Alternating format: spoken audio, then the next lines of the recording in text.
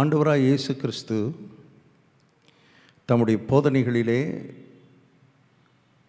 மிக முக்கியமாக கர்த்தருடைய வார்த்தையை கேட்கிறதை குறித்து அவர் அழுத்தமாக போதித்திருக்கிறார். அதற்கென்று சில உவமைகளை அவர் பயன்படுத்தியிருக்கிறார். அதில் ஒரு மிக முக்கியமான உவமை தான் விதைக்கிறவனுடைய உவமை. இந்த விதைக்கிறவனுடைய உவமை குறித்து இயேசு போதிக்கும் பொழுது 4 விதமான மனிதர்களை குறித்து, 4 விதமான நிலங்களை குறித்து அவர் போதிக்கிறதை நாம் பார்க்கிறோம். இதை நாம் கொஞ்சம் ஆழமாய் சிந்தித்து இதை நாம் கற்றுக்கொள்ளும் பொழுது இந்த வசனம் விதையாக நமக்குள்ளே விதைக்கப்பட்டு அது பல மடங்காக நம்முடைய வாழ்க்கையிலே பலன் கொடுக்கக்கூடியதாக இருக்கிறது என்று இயேசு சொன்னது போல நம்முடைய வாழ்க்கையிலே அது கட்டாயம் நடக்கும். அநேகர் பல நாட்களாக, ஏன் பல வருடங்களாக வசனத்தை கேட்குறாங்க, கர்த்தருடைய வார்த்தையை கேட்டுக்கிட்டே இருக்கிறாங்க, வாரம் தவறாமல் கேட்குறாங்க. வாரத்துக்கு 1, 2, 3 பிரசங்கங்கள் கேட்கிறார்கள், வார்த்தையை கேட்கிறார்கள், வசனத்தை கேட்கிறார்கள். எவ்வளவோ வருடக்கணக்காய் வசனத்தை கேட்டும் அந்த வசனம் அவர்களுக்குள்ளே பலன் தராமல் இருக்கும் பொழுது, அந்த விதைக்கப்பட்ட வசனம் அவர்களுடைய வாழ்க்கையிலே விளைச்சலை கொடுக்காமல் இருக்கும் பொழுது, அதை கொஞ்சம் உட்கார்ந்து சிந்திப்பது நல்லது. ஏன் இவ்வளவு வசனம் கேட்குறேனே, இவ்வளவு பிரசங்கம் கேட்குறேனே, டெய்லி வேதத்தை வாசிக்கிறேனே, டெய்லி கர்த்தருடைய வார்த்தையை நான் தியானிக்கலாம், ஒருவேளை அதை வாசிக்கலாம், என்னென்னமோ பண்ணி, ஆனால் வசனம் உள்ள கிரியை செய்யலையே, வசனத்தினால் ஒரு விளைச்சல் உண்டாகலையே, வாழ்க்கையில் இன்னும் சோர்வும் விரக்தியும் கவலையும் பயமும் சந்தேகமும் எதிர்காலத்தை குறித்த ஒரு கலக்கமும், என் வாழ்க்கை எப்படி இருக்க போகுதுன்றதை குறித்த ஒரு நிச்சயமற்ற தன்மையும் ஏன் இன்னும் ஆவிக்குரிய வாழ்க்கையில் இருக்கிறது? ஏன் கிறிஸ்தவ வாழ்க்கையில் இப்படிப்பட்ட சம்பவங்கள் இருக்கிறது? ஏன் அவருடைய வாழ்க்கையில் ஒரு கனி இல்லை, ஒரு கனி இல்லாத ஒரு வாழ்க்கை இருக்கிறது? நான் தான் கேட்குறேனே, வசனத்தை கேட்காம இல்லையே, சர்ச்சுக்கு போகாமல் இல்லையே, பிரசங்கத்தை கேட்காம இல்லையே, வாசிக்காமல் இல்லையே, ஆனாலும் என் வாழ்க்கையில் ஒரு மாற்றம், ஒரு ஒரு முன்னேற்றம் இல்லையே, உள்ள ஒரு நிரந்தரமான சந்தோஷம், உள்ளே ஒரு சமாதானம், என்னால் அதை அனுபவிக்க முடியலையே என்று இன்றைக்கு பலரும் கேள்வி கேட்டுக்கொண்டிருக்கிறார்கள். அவர்கள் சபைக்கு போகிறவர்களா? ஆம், சபைக்கு போகிறவர்கள். வேதத்தை வாசிக்கிறவர்களா? ஆம், வேதத்தை வாசிக்கிறார்கள். ஆனால் அது ஒரு விளைச்சலை கொடுக்காமல் இருக்கும் பொழுது அதுக்கான பதிலை கர்த்தர் இங்கே சொல்லி வைத்திருக்கிறார். அதைத்தான் நம்ம கவனிக்க ஆரம்பித்தோம். முதலாவது, வசனத்தை கேட்கும் பொழுது அதை உணராமல், அதை புரியாமல், புரிந்து கொள்வதற்கு முயற்சி எடுக்காமல், புரிந்து கொள்ள வேண்டும் என்கிற ஆர்வம் இல்லாமல், ஏதோ வசனம், ஏதோ ஒரு பக்தியாக, ஒரு பக்தி சடங்காக வசனத்தை கேட்பதும், ஒரு மத சடங்காக பிரசங்கத்தை கேட்பதும், வசனத்தை வாசிப்பதும் இன்றைக்கு அநேக ஆவிக்குரியவர்கள் நடுவிலேயே இருக்கிறது. அவங்களுக்கு இந்த வசனத்தினுடைய முக்கியத்துவம், the importance of the word of God அவங்களுக்கு தெரியல. அதை எப்படி உள்ளே எடுத்துகிட்டு போய் எப்படி விதைச்சி எப்படி விளைய செய்யணுன்றது தெரியல. அதை ஒரு மத சடங்காக வேதத்தை கையில் வைத்திருப்பதும், வேதத்தை வாசிப்பதும் வாழ்க்கையிலே இருக்கிறது.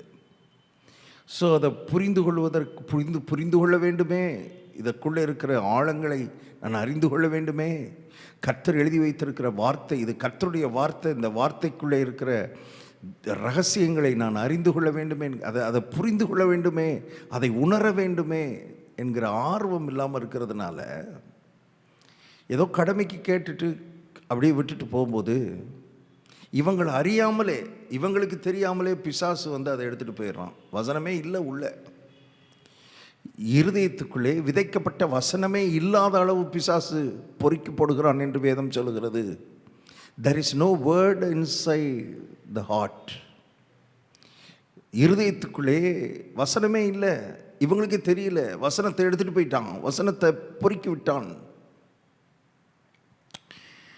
ஆனால் இவங்களை பொறுத்தளவில் கேட்டோமே கேட்டோமே வாஸ்தவமே வாஸ்தவமே இப்படி தான் சொல்கிறாங்களே தவிர இவங்களுக்கு தெரியாமலே பிசாசு எடுத்துகிட்டு போட்டது இவங்களுக்கு தெரியாமலே போயிடுச்சு பாருங்க.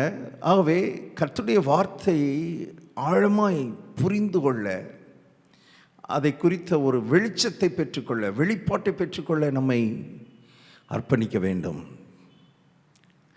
ரெண்டாவது, வார்த்தையை ஆர்வமாக கேட்டு, வாஞ்சியாக கேட்டு, சந்தோஷமாக கேட்டு, உள்ள அது வேர் கொள்றதுக்கு நேரம் கொடுக்கலை, இடம் கொடுக்கலை, அதை திரும்ப திரும்ப அதை தியானிக்கலை, கேட்ட வசனத்தையே திரும்ப திரும்ப உள்ளே கொண்டு போகணுன்றதுக்கு நேரம் செலவழிக்கலை. வசனத்தோடு நாம் நேரம் செலவழிக்காதனால, உள்ளே வேர் இல்லாததுனால பாருங்கள், அப்படிப்பட்டவருடைய வாழ்க்கையிலும் இந்த வசனம் வேலை செய்கிறதில்லை, வார்த்தை வேலை செய்கிறதில்லை.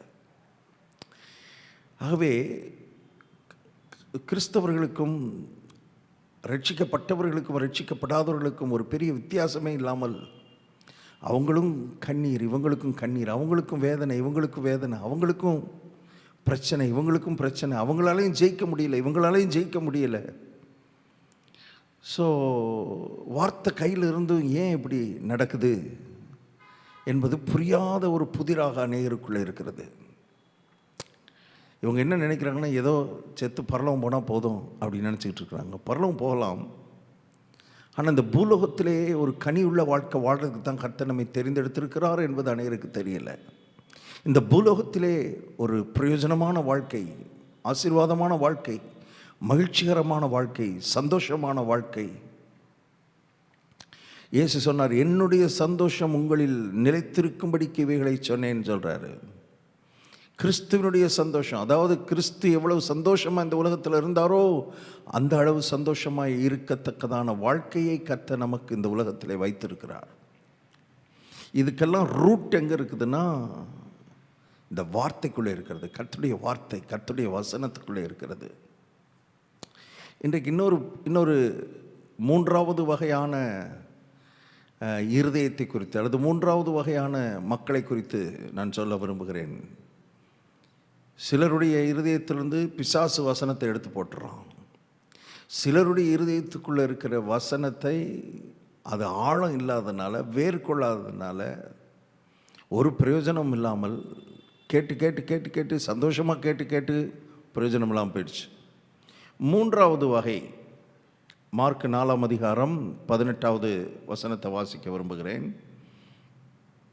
வசனத்தை கேட்டும், இந்த குரூப்பும் வசனத்தை கேட்குது. இது எல்லா குரூப்புமே கேட்குற குரூப்பு தான், வசனத்தை கேட்குற குரூப்.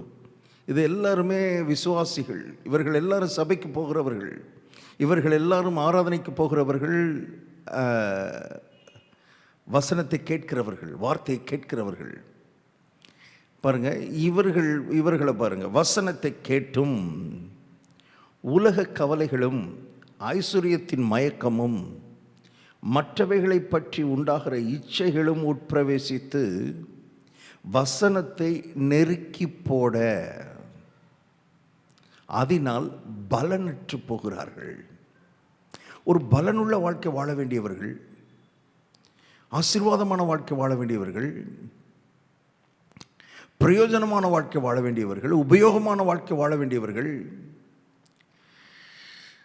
4 பேரை ஆசீர்வதிக்க வேண்டியவர்கள் பலனற்று போகிறார்கள் என்று வேதம் சொல்கிறது. பலனற்று போகிறார்கள். எப்படிப்பட்ட வார்த்தை பாருங்கள், பலனற்று இன்றைக்கு பலர் பலனற்றவர்களாக இருக்கிறார்கள். உங்கள் வாழ்க்கை பலனற்று இருக்குதா? உங்களுடைய லைஃப் ஒரு பலனில்லாத வாழ்க்கை, மற்றவர்களுக்கு பிரயோஜனம் இல்லாத வாழ்க்கை, கனியற்ற ஒரு வாழ்க்கையாக இருக்குதா? அதனால நீங்கள் சோர்ந்து போயிருக்கிறீங்களா? விரக்தி அடைஞ்சிருக்கிறீங்களா? கண்டிப்பாக நம்ம பிரயோஜனம் இல்லாத வாழ்க்கை வாழ்ந்தால் விரக்தி அடைஞ்சிருவோம். பலனற்ற வாழ்க்கை வாழும்போது அதை போல ஒரு விரக்தியான ஒரு மகிழ்ச்சியற்ற மனசோர்வான வாழ்க்கை வேறு எதுவும் இருக்க முடியாது. அது ஒரு ஃப்ரஸ்ட்ரேட்டட் லைஃபாக தான் இருக்கும் கட்டாயம்.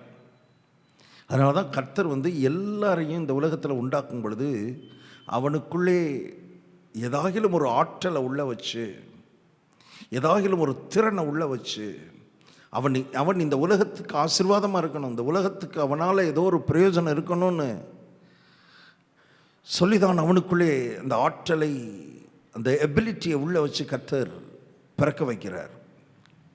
அது வேலை செஞ்சு அது அநேகருக்கு ஆசீர்வாதமாக இருக்கணும்னா இந்த வார்த்தை உள்ளே போய் அதை ஆக்டிவேட் பண்ணணும்.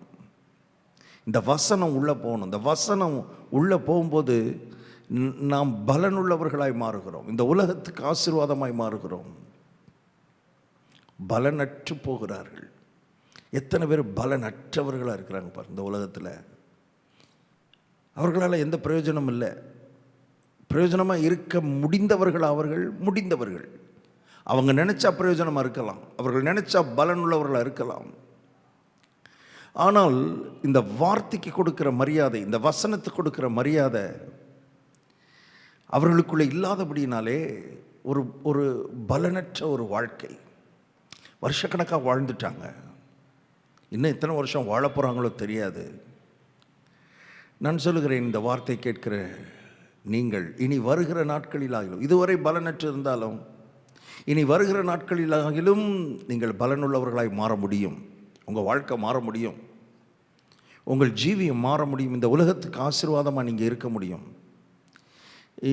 இந்த உலகத்தில் நீங்கள் ஒரு தாக்கத்தை உண்டாக்க முடியும், இந்த பூமிக்கு நீங்கள் உப்பாக இருக்க முடியும், வெளிச்சமாக இருக்க முடியும். You can. அதுக்கு தான் கர்த்தர் உங்களை அழைத்திருக்கிறார். நீங்கள் படித்திருக்கலாம், படிக்காமல் இருக்கலாம், திறமை இருக்கலாம், இல்லாமல் இருக்கலாம், ஆனால் நீங்கள் பலனுள்ளவர்களாய் இந்த உலகத்திலே வாழ முடியும்.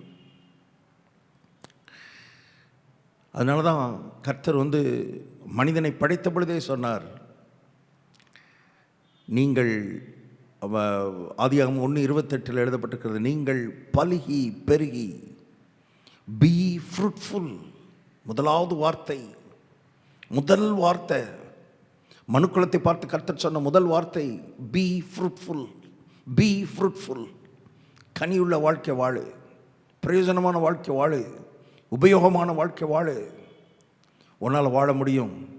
உன் மூலமாக 4 பேர் ஏதோ ஒரு விதத்தில் ஆசீர்வதிக்கப்பட முடியும், ஏதோ ஒரு விதத்தில் அவருடைய வாழ்க்கையில் நீ தாக்கத்தை உண்டாக்க முடியும், அவருடைய வாழ்க்கையில் ஒரு சேஞ்சை உங்களால் உண்டாக்க முடியும், மற்றவருடைய வாழ்க்கையில் ஒரு மாற்றத்தை உண்டாக்குகிறவர்களாக, நல்ல விதத்திலே ஒரு தாக்கத்தை உண்டாக்குகிறவர்களாக, காயத்தை உண்டாக்குகிறவர்களாய் அல்ல, மற்றவர்களை அழ வைக்கிறவர்களாய் அல்ல, மற்றவர்களை பாதிக்கிறவர்களாய் அல்ல. அப்படி இன்றைக்கு பிசாசின் உலகத்தில் மக்கள், ஏராளமான மக்கள் அப்படிப்பட்டவர்களாக மாறிவிட்டார்கள். மற்றவர்களை காயப்படுத்துவதும், மற்றவர்களை வேதனைப்படுத்துவதும், மற்றவர்களை அருமையானவர்களை அழ வைப்பதும், இதில் எக்ஸ்பர்ட்ஸ் ஆகிட்டாங்க மக்கள்.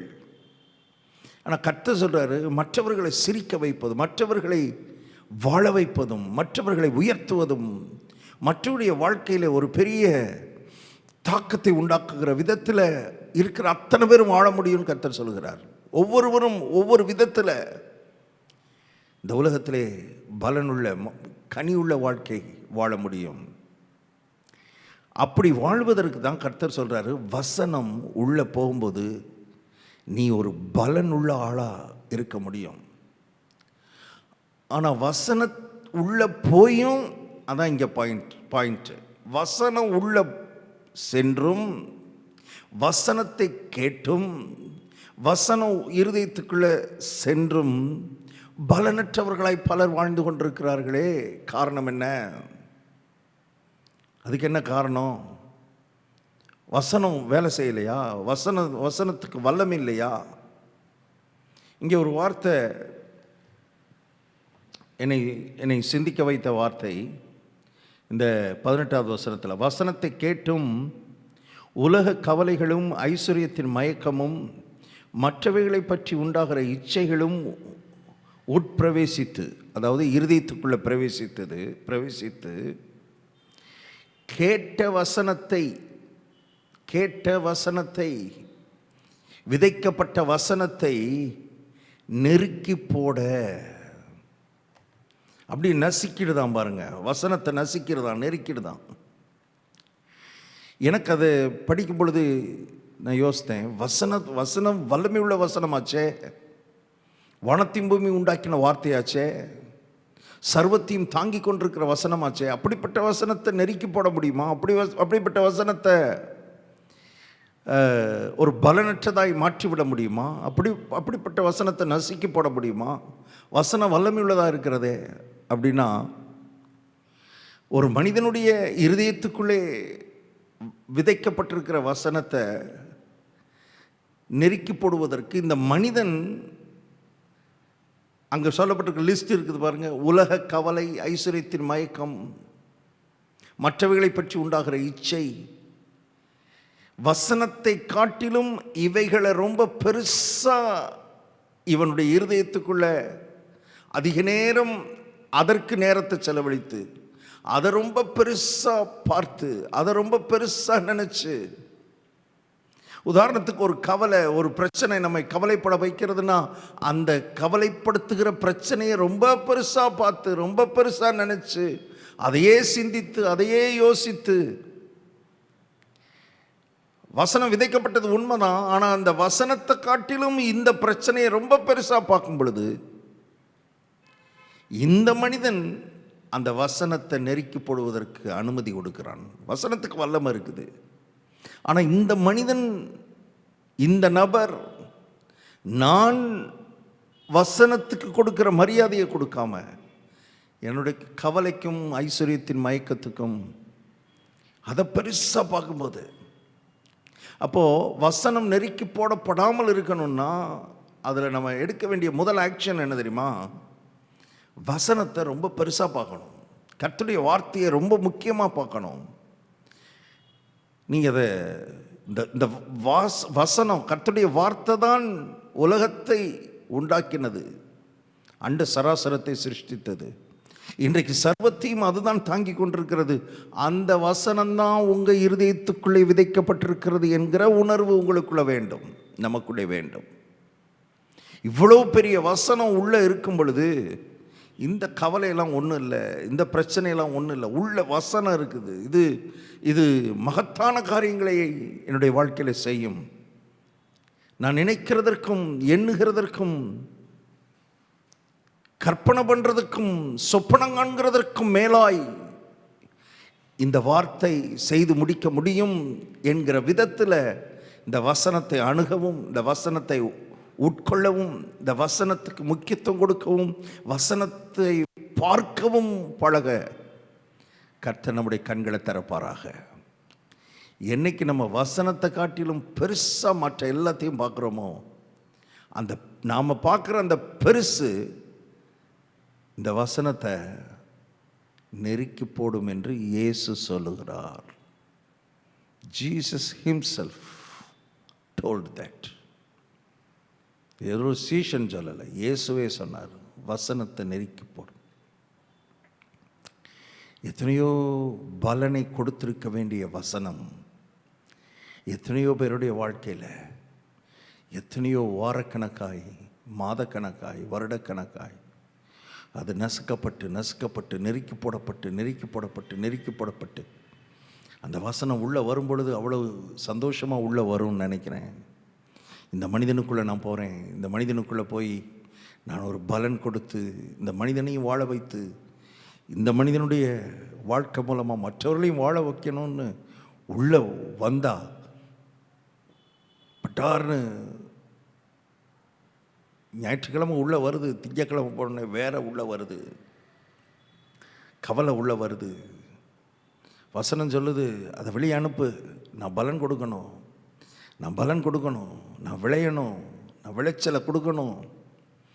அதுக்கெல்லாம் நம்ம நேரம் கொடுக்கறதில்லை, அதுக்கு செவி சாய்க்கிறதில்லை. கவலையை தூக்கி வச்சுக்கிட்டு ரவ்வா பகலா அதையே யோசித்து யோசித்து சிந்தித்து சிந்தித்து சிந்தித்து சிந்தித்து சிந்தித்து பலன், விரக்தி, ஃப்ரஸ்ட்ரேஷன், சோர்வு, பாருங்க, டிப்ரெஷன், மன அழுத்தம், மன உளைச்சல், பலனில்லை. கர்த்தர் நமக்கு உதவி செய்யட்டும். தொடர்ந்து பேசுகிறேன். இன்றைக்கி பாயிண்ட்டு, எல்லா கவலை காட்டிலும் உங்களுக்குள்ளே விதைக்கப்பட்டிருக்கிற வசனம் மகா பெரியது. எல்லா போராட்டங்களை காட்டிலும் உங்களுக்குள்ளே நீங்கள் கேட்ட வசனம் மகா பெரியது. மகா மகா மகா மகா பெரியது. உங்களுக்கு இருக்கிற எல்லா சேலஞ்சஸ், சவால்களை காட்டிலும் இந்த கர்த்தருடைய வார்த்தை மகா பெரியது என்று கர்த்தருடைய ஆவியானவர் சொல்லுகிறார். நீங்கள் மற்றதெல்லாம் பெருசாக பார்த்துக்கிட்டு இருக்கிறீங்க. கர்த்தர் சொல்கிறார், நீ வசனத்தை பெருசாக பார். வசனத்தை நெருக்கி போட விட்டுறாத. வசனம் நெருக்கி போடப்படும் பொழுது பலன் கொடுக்காமல் போயிடுது. பலருடைய வாழ்க்கையில் இது நடந்து கொண்டிருக்கிறது. நெருக்கி போட்டு நெருக்கி போட்டு நெருக்கி போட்டு கேட்க வேண்டியது, கவலைக்கு இடத்த கொடுக்க வேண்டியது, ஐஸ்வர்யத்தின் மயக்கத்துக்கு இடத்த கொடுக்க வேண்டியது, நெருக்கி போட்டுற வேண்டியது, அவ்வளோதான். அடுத்த வாரம் போய் மறுபடி விதைக்க வேண்டியது, மறுபடி கவலைக்கு இடம் கொடுக்க வேண்டியது, நெருக்கி போட்டுற வேண்டியது.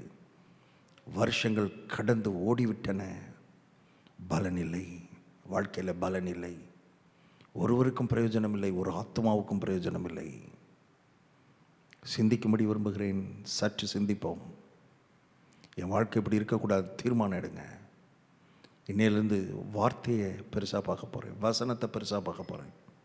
அது கடலை காட்டிலும் பெரியது, அலையை காட்டிலும் பெரியது. பேதுரு தண்ணி மேலே நடக்கிறதுக்கு கேட்குறாங்க இயேசுநாதர்கிட்ட, நீரையானால் வர கட்டளையிடும். இயேசு சொல்கிறார், வா. அவ்வளோதான்.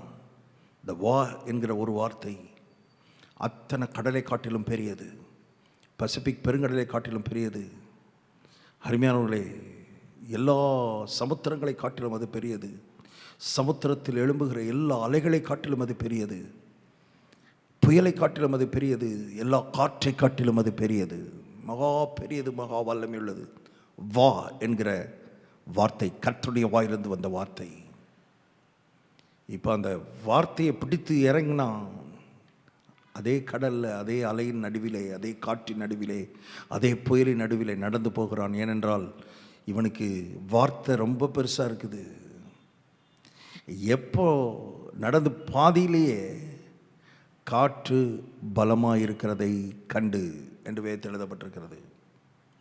காற்று பலமாக இருக்கிறதை கண்டு. நான் சொல்கிறேன், காற்று பலமாக தான் இருந்தது. இவ்வளோ நேரம் காற்று பலமாக தான் இருந்தது. ஆனால் நடந்தான். எப்படி நடந்தான்? காற்றை காட்டிலும் வசனம் பலமாக இருக்கிறது என்று கண்டான். வார்த்தை பலமாக இருக்கிறது என்பதை உணர்ந்து நடந்துக்கிட்டு இருந்தவன் திடீர்னு அதை விட்டுட்டு காற்று பலமாக இருக்கிறதை கண்டான். கதை முடிஞ்சது, மூழ்கிட்டான். பலன் இல்லாமல் போயிடுச்சு. பாருங்கள், வாழ்க்கையில் இவ்வளவு நேரம் நடந்தவன் உள்ளே முழுகுகிறான்.